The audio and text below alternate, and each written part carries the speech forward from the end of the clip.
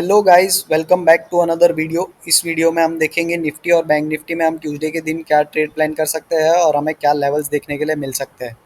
Bank Nifty में देख लेते हैं। बैंक निफ्टी में हमारा नो ट्रेडिंग जोन जो होगा वो होगा 49,523 से लेके 50,254 का लेवल। जब तक मार्केट इस रेंज में रहेगा हम कोई भी ट्रेड प्लेस नहीं करेंगे मार्केट में।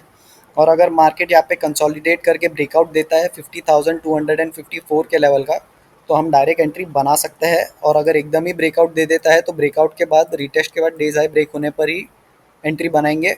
अपसाइड के लिए हमारा फर्स्ट टारगेट जो होगा वो होगा 50,658 का लेवल। सेकेंड टारगेट हमारा होगा 51,125 का लेवल। और अगर गैप अप ओपन हो जाता है और ऊपर की तरफ आकर रेजिस्टेंस ब्रेक करता है तो हम लॉन्ग साइड के लिए एंट्री बना सकते हैं। और अगर गैप अप ओपन होकर नीचे की तरफ आता है और सपोर्ट के पास रिवर्सल शो करता है तो हम अपसाइड के लिए एंट्री बना सकते हैं। और अगर गैप अप ओपन होकर नीचे की तरफ आकर सपोर्ट ब्रेक करता है तो डाउन साइड के लिए भी एंट्री बना सकते हैं। डाउन साइड के लिए देख लेते हैं। डाउन साइड के लिए अगर यहाँ पर कंसोलिडेट करके ब्रेक डाउन देता है 49,523 के लेवल का, तो हम डायरेक्ट एंट्री बना सकते हैं। और अगर एकदम ही ब्रेक डाउन देता है तो ब्रेक डाउन के बाद रीटेस्ट के बाद डेज लो ब्रेक होने पर एंट्री बनाएंगे। और डाउन साइड के लिए हमारा जो टारगेट होगा वो होगा 49,065 का। सेकेंड टारगेट हमारा होगा 48,566 का।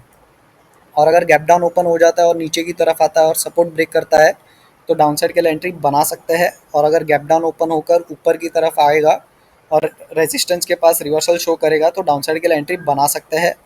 और अगर गैप डाउन ओपन होकर ऊपर की तरफ आकर अगर रेजिस्टेंस ब्रेक करता है तो लॉन्ग साइड के लिए भी एंट्री बना सकते हैं। निफ्टी के अंदर देख लेते हैं। निफ्टी के अंदर हमारा नो ट्रेडिंग जोन जो होगा वो होगा 23,336 से लेके 23,482 का लेवल। जब तक मार्केट इस रेंज में रहेगा हम कोई भी ट्रेड प्लेस नहीं करेंगे मार्केट में। और अगर मार्केट यहाँ पे कंसोलिडेट करके ब्रेकआउट देता है 23,482 के लेवल का, तो हम डायरेक्ट एंट्री बना सकते हैं लॉन्ग साइड के लिए। और अगर एकदम ही ब्रेकआउट दे देता है तो ब्रेकआउट के बाद रीटेस्ट के बाद डेज आई ब्रेक होने पर ही एंट्री बनाएंगे। अपसाइड के लिए हमारा फर्स्ट टारगेट जो होगा वो होगा 23,600 का। सेकंड टारगेट हमारा होगा 23,700 का। अगर गैप अप ओपन हो जाता है और ऊपर की तरफ आता है और रेजिस्टेंस ब्रेक करता है तो लॉन्ग साइड के लिए एंट्री बना सकते हैं। और अगर गैप अप ओपन होता है और नीचे की तरफ आता है और सपोर्ट के पास रिवर्सल शो करता है तो भी हम लॉन्ग साइड के लिए एंट्री बना सकते हैं।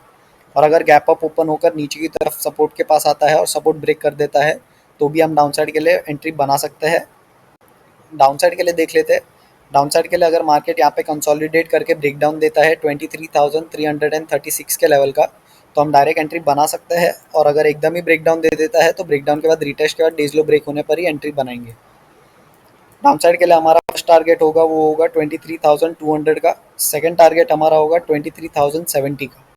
और अगर गैप डाउन ओपन हो जाता है और नीचे की तरफ आता है और सपोर्ट के पास रिवर्सल शो करता है तो हम लॉन्ग साइड के लिए एंट्री बना सकते हैं। और अगर गैप डाउन ओपन हो जाता है और नीचे की तरफ आकर सपोर्ट को ब्रेक करता है तो हम डाउन साइड के लिए एंट्री बनाएंगे। और अगर गैप डाउन ओपन होकर ऊपर की तरफ आता है और रेजिस्टेंस के पास हमें रिवर्सल शो करता है तो हम डाउन साइड के लिए एंट्री बनाएंगे। और अगर गैप डाउन ओपन होकर ऊपर की तरफ आकर अगर रेजिस्टेंस ब्रेक करता है तो लॉन्ग साइड के लिए एंट्री बना सकते हैं। अगर वीडियो अच्छी लगी हो तो लाइक शेयर और सब्सक्राइब ज़रूर से करके जाना।